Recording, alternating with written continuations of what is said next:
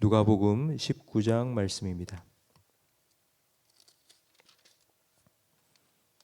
신약성경 128면입니다. 누가복음 19장 11절부터 27절까지 한 절씩 교독하겠습니다. 그들이 이 말씀을 듣고 있을 때에 비유를 더하여 말씀하시니 이는 자기가 예루살렘에 가까이 오셨고 그들은 하나님의 나라가 당장에 나타날 줄로 생각함이더라. 이르시되 어떤 귀인이 왕위를 받아 가지고 오려고 먼 나라로 갈 때에 그 종 열을 불러 은화 열 문화를 주며 이르되 내가 돌아올 때까지 장사하라 하니라. 그런데 그 백성이 그를 미워하여 사자를 뒤로 보내어 이르되 우리는 이 사람이 우리의 왕 됨을 원하지 아니하나이다 하였더라.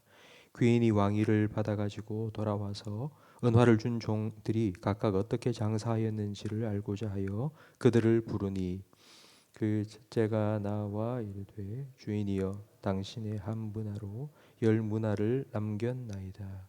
주인이 이르되 잘하였다 착한 종이여 내가 지극히 작은 것에 충성하였으니 열 고을 권세를 차지하라 하고 그 둘째가 와서 이르되 주인이여 당신의 한 문화로 다섯 문화를 만들었나이다. 주인이 그에게도 이르되 너도 다섯 고을을 차지하라 하고 또 한 사람이 와서 이르되 주인이여 보소서 당신의 한 문화가 여기 있나이다.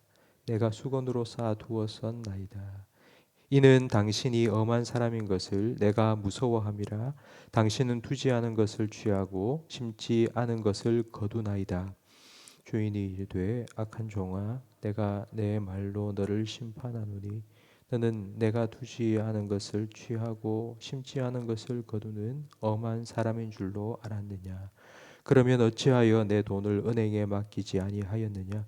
그리하였으면 내가 와서 그 이자와 함께 그 돈을 찾았으리라 하고 곁에 섰는 자들에게 이르되 그 한 문화를 빼앗아 열 문화 있는 자에게 주라 하니 그들이 이르되 주여 그에게 이미 열 문화가 있나이다.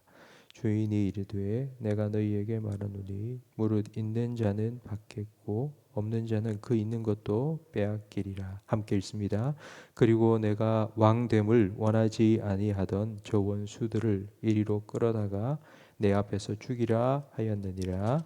아멘. 제자들은 지금 예수님과 함께 예루살렘으로 올라가고 있습니다. 예루살렘이 점점 가까워질수록 제자들은 마음이 들떴습니다. 왜냐하면 예수님께서 예루살렘에 올라가시면 왕이 될 거고 예수님이 왕이 되면 예수님이 다스리는 하나님 나라가 이루어질 것이라고 기대했기 때문입니다.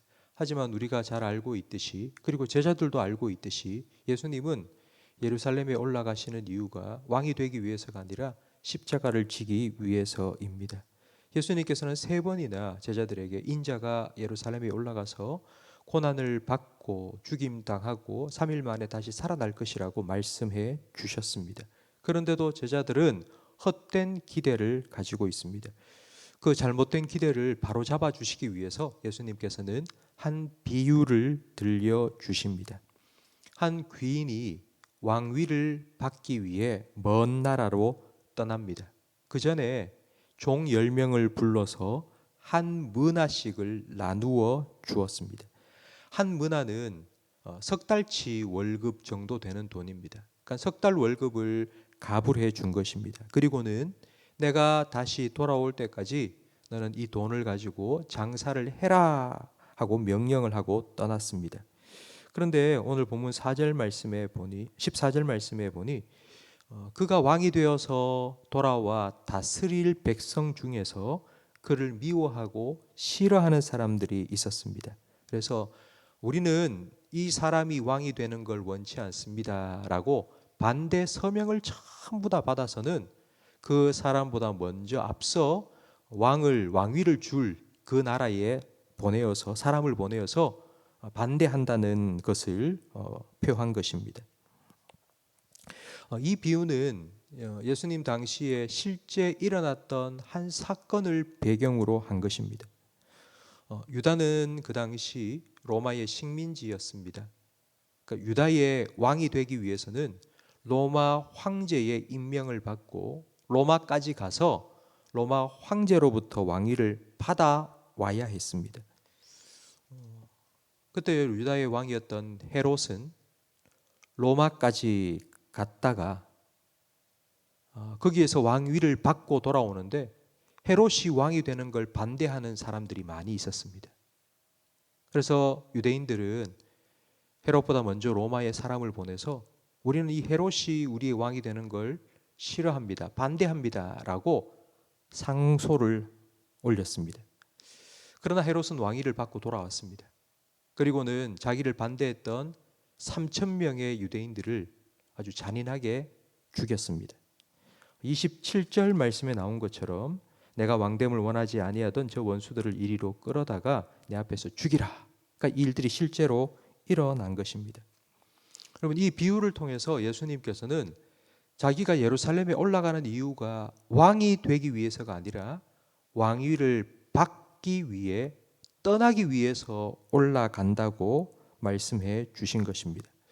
떠난다는 건 예수님께서 십자가에 못 박혀 죽으시고 다시 부활하셔서 승천하시는 것까지 다 포함된 것입니다.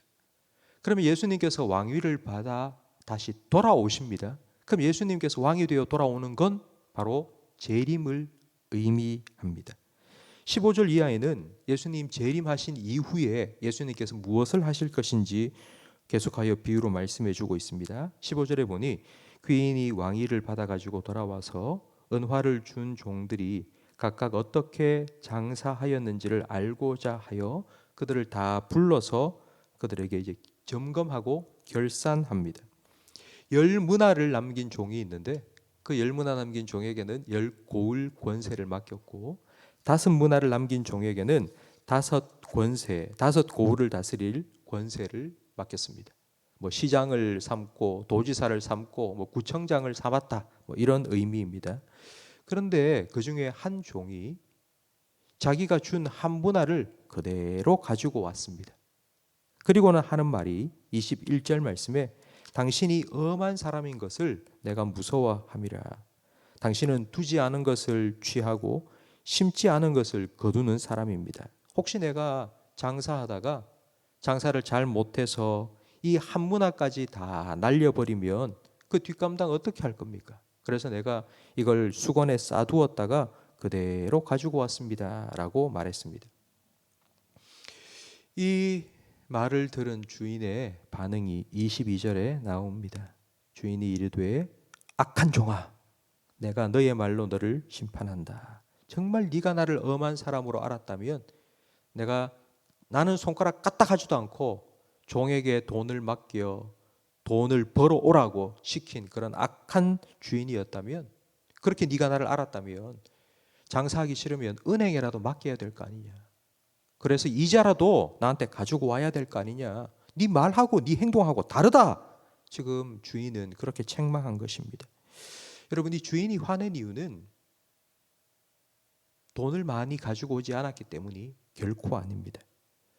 주인이 떠나면서 종에게 명령한 것은 돈을 벌어라가 아니라 장사하라는 것입니다. 장사하다가 미천까지 다 떨어먹어도 주인은 결코 화내지 않았을 것입니다. 하지만 이 종은 주인을 믿지 못하고 주인의 말에 순종하지 않았습니다. 여러분, 예수님께서 왕위를 받아가지고 다시 돌아올 날이 점점 가까워지고 있습니다. 우리도 이 10명의 종들처럼 예수님 앞에 서서 내가 너에게 맡겨준 너의 삶, 너의 생명, 그리고 너의 사명, 내가 너에게 맡긴 그거 너 어떻게 했는지 한번 보자. 우리가 분명히 주님 앞에 서게 될 것입니다. 여러분, 그때 무엇이라고 대답하시겠습니까? 나는 뭐 별로 한 게 없고요, 주님. 그냥 저 혼자 잘 먹고 잘 살다 왔습니다 라고 대답하시겠습니까? 아니면 주님께서 내게 맡기신 생명과 사명으로 이렇게 많은 열매를 맺었습니다 라고 주님 앞에 대답하시겠습니까? 예수님은 아주 엄격하고 무서운 분이 아닙니다. 우리에게 그냥 맡겨놓고는 네가 알아서 해, 돈 많이 벌어 하시는 분이 결코 아닙니다. 때로는 우리가 살아가면서 참 우리의 무거운 인생의 짐 때문에 지쳐 있을 때 우리를 위로해 주시고, 우리가 감당할 힘이 없을 때는 우리를 도와주시고, 때로는 우리가 실수했을 때 우리를 용서해 주시고 다시 일으켜 주시는 분입니다. 예수님께서 우리에게 맡겨주신 생명과 사명이 무엇인지를 한번 생각해 보시기 바랍니다.